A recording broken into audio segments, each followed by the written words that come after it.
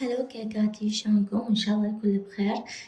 اليوم أخبز كيكة، كيكة قياس مستطيلة، قياس 40 في 30. طبعا حسوي مقدار ونص. عندي هنا 9 بيضات، جد بخليتهم بالثلاجة. لازم الكيك المحسن المقادير كلها تكون باردة حتى الكيكة تنجح. هنا حخلي هيج رشة ملح، وبما انه هو مقدار ونص فحنضيف ملعقة كبيرة من الخل ونص.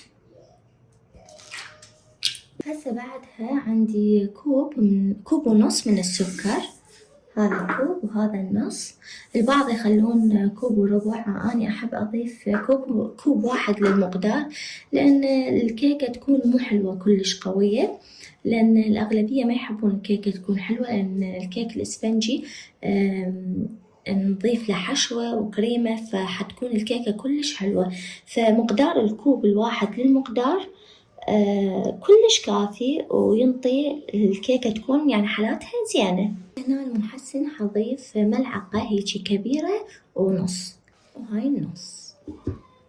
طبعا هنا المحسن هم يكون كلش بارد، وتخلونه بالثلاجة، لا تخلوه بالفريز، ما يصير يجمد يعني.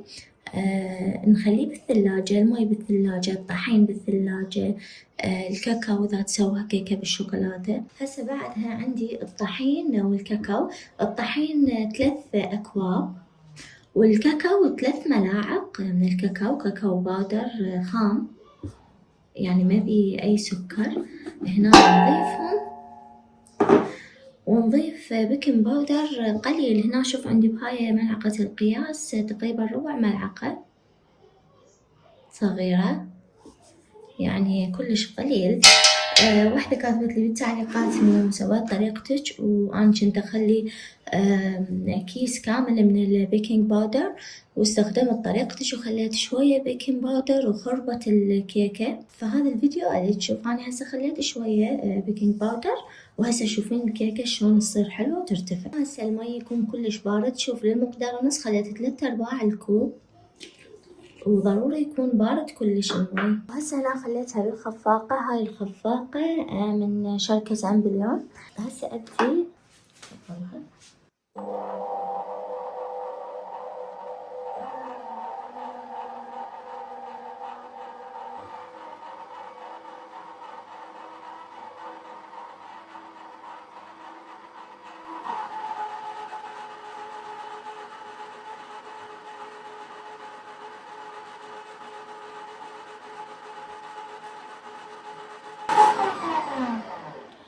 شوف هسه بهاي المرحلة ضروري نحرك هاي الخليط الجوانب.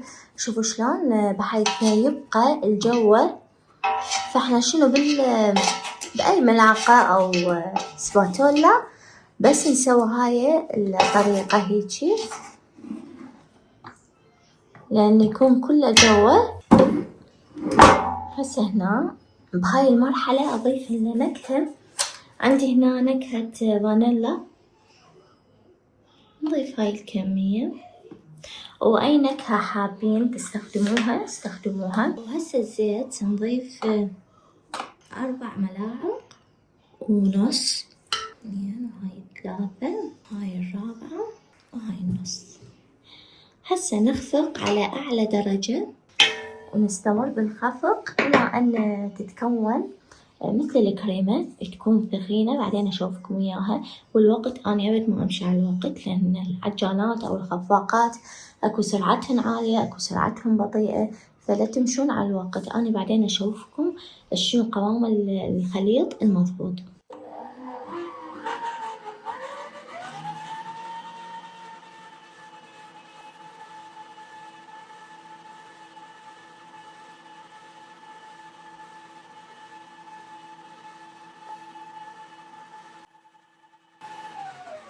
هنا خلصت خفق. طبعا هي صارت 7 دقائق تقريبا، بس هسه أشوفكم القوام. وهذا قوامه هيك يكون.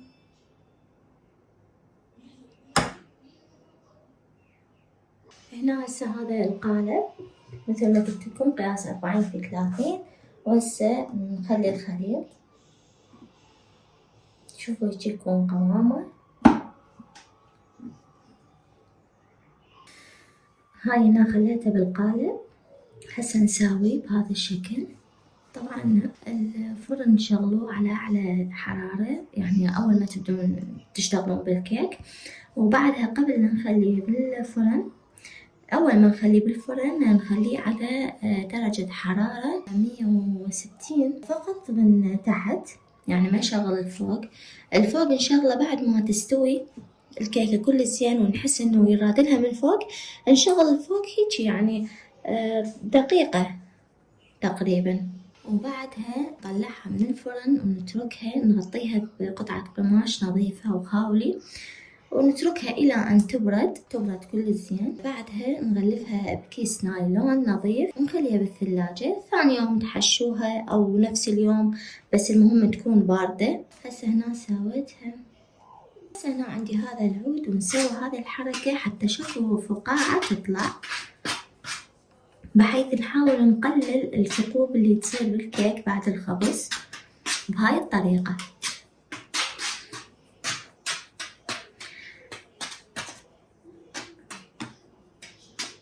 واللي يعانون ان الكيكة ترتفع من الوسط، دائما اتبعوا طريقة انه خلوا هيجي مثل خسفة بالنص، حتى من بالفرن الكيكة ترتفع من هنا تنزل على الوسط وتتساوى الكيكة.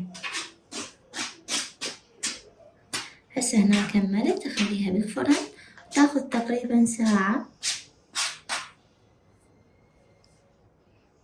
بعد ما تستوي ارجع لكم. هاي هنا بعد ما استوت طبعا طلعتها من القالب، هيج صار الارتفاع مالتها.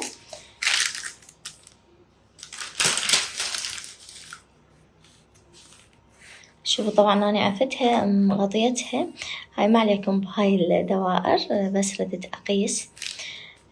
مغطيتها بالخاولي، وهاي بقت يوم كامل، يعني مو بالثلاجة، على الكاونتر. هيك صارت،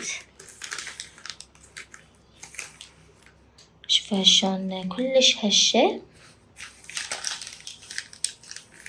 وهذا مثل ما قلت لكم مقدار ونص، وإذا تردون ارتفاعها تكون أعلى سووا مقدارين. هاي قياسها 40 في 30. شوفوا هسه هي ارتفاعها 6. بعد ما نحشيها طبقات، طبعا هنا تقدرون تسووها طبقتين وتقدرون تسووها 3، بس الأفضل تكون 3.